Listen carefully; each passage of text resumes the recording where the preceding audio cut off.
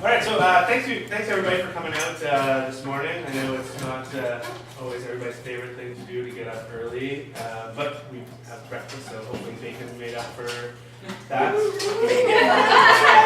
Sorry. Very important. Start with that next time. Yeah. Bacon and some Intrapreneurs. And you do know that bacon is the only flavor that will make even a lifelong vegetarian salivate. So it's a very powerful weapon. Good science to know. So this morning, before I introduce the panel, so this morning we're here and we want to talk about Intrapreneurism isn't always an easy thing for companies to undertake. There's a lot of companies out there who say that innovation is very important to what they do, but it doesn't always necessarily come out fully reflected in how you see them operate.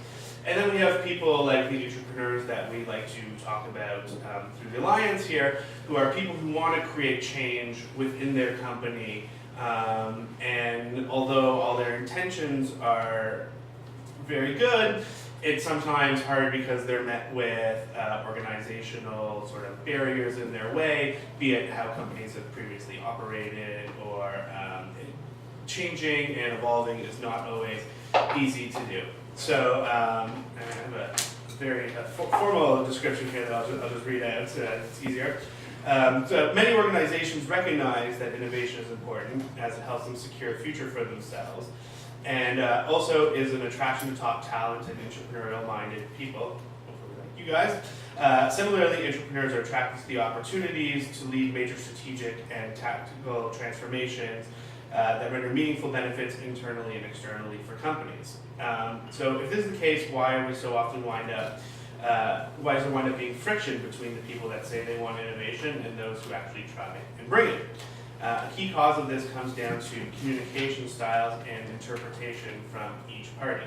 So today we have assembled a fantastic panel here who are all experts in helping organizations get through these periods of change. So I will give a quick introduction to everybody here. They're all really, we all got together yesterday to talk for about an hour about what we're going to do. They're all very, very well subject matters and matter experts, and I am going to try and just ask some questions that will bring that out because I definitely can't keep up with them myself. And so we'll get them to speak to you a little bit about how they see change in organization works. We're hopefully going to give you guys some takeaways that you can actually start using in your companies either tomorrow or Monday. And then we're going to open up the floor and let you guys ask some questions yourself. So, not sitting in the order I have their names listed here, but I'll go down the panel this way. Directly to my right is Dominique, who is the president of Cohesio Solutions, with over 20 years of experience helping organizations go through transformations. Beside her, we have Stuart. Stuart is the principal at Authentigrade. Did I say that right? Authentigrade? Authentigrade? Sorry. Where he helps design and activate customer and employee experiences. So those generally involve making some sort of change as well, and he helps to facilitate those. To his right is Nicole. Nicole is the product owner for RBC's HR Accelerator, so she has actually been going through the process of change herself and helping RBC to facilitate this. And way down at the end, last but not least, is Sean. And Sean is a clinical psychologist, organizational behavioral strategist, and also the co-founder of Cohesio as well. You can all run now. Sean's taking notes. So I think I'm going to kick it off with a pretty easy question that I think everybody wants to know is why does every company want to boast that they're innovating or that they have a innovative culture these days? What's the the purpose of them saying that out loud to everybody? Well, Sure, I'll rudely. You go first. I'm actually going to even challenge the question and kind of go, I think that's actually a question that we sort of leadership has to ask ourselves is, why do we want to be innovative? And I think that's actually even a question that a lot of organizations haven't answered. They just are jumping on the innovation bandwagon because that's what we do, and everyone's doing it, and I've got to be a groundbreaker, and I've got to be innovative, and without actually stepping back and kind of understanding what is actually the purpose of your organization, what's the impact that you're trying to provide, and for whom, and if innovation is a great channel to deliver that, then great, but maybe actually innovation isn't actually good. Maybe you just need to double down on good customer service that you got, and provide a more digital, faster channel, or whatever the case may be. And so I can answer that question, or I'm sure my colleagues can answer that question of what we think organizations mean by innovation, but I actually flip it back on the client and go, why are you after innovation? Because innovation is a tool. It's not an end state. You're not, oh, I'm innovative. You are innovative in order to achieve something.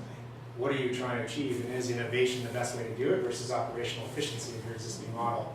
But that didn't really answer your question. I just wanted to I will now segue into somebody who might want to answer the question more directly. Well, I think the other thing is culturally, particularly in the West, it's become, if you're not innovative, you're behind. So we have a very strong value judgment now associated with innovation, which is, it is by default, valued as good. And if you're not, you're bad, you're behind. Mm-hmm. Which I think in and of itself is dangerous, because innovation is neither good nor bad. It's change, it's transformation. You cannot assume that anything change has a value to it, to your outcomes are. So coming to Stuart's point, it's the goals.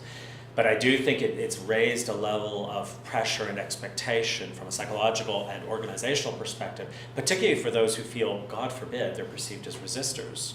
When in fact the resistance can be a source of value, it's change readiness. So we really need to step back from immediately implying a judgment statement. You're proposing change, neither good nor bad. What's the output? What does it try to do, coming to Stuart's point? But I do think we need to step away from assuming that by default it's culturally of value. And that's what we tend to do, particularly in the West. We don't see that so much in other cultures, but we do that particularly in the West. Maybe I'll throw it over to Nicole for a second. Coming from a traditional institute that's been around for, I don't know, at least 100 years or so, and has 80,000 employees. So making changes isn't maybe necessarily always the easiest thing. Why do you think RBC sees value in wanting to promote this culture of innovation and trying to actually change their internal culture, the way they do things? Yeah, I mean, I think one of the keys to our success is that we've always done that. I think what's different is the need now to be visible, the need now to put a label on it. And that happening at the same time where the external marketplace is coming up with new and amazing models. So suddenly design thinking, agile. We've got all these new methodologies where we may have been implementing parts of those, but that's such an external push. And frankly, it's something shareholders are looking for. So are you an innovative company? Are you going to keep up with the disruptors? But I'll be frank, a big part of our brand is just doing the right thing for the customer. And from a client perspective, they need that innovation. They want to see their products changing and keeping pace and meeting them where they are in their journey. So I think to remain relevant, it's a need, but I think again, and for our organization, it's been part of our DNA. It's just accelerating. So it's happening way faster, and it's got new labels attached to it and new methodologies. And I would say, the methodologies, when you look at the size of our organization and the lines of business and the segments and a lot of the silo structure, it really does, you've got great innovation happening within the silos. What we're now seeing is innovation across silos. And so again, from a culture perspective, that's a big difference in terms of people giving up control and doing things for the right reasons and letting go of some of their choices. I think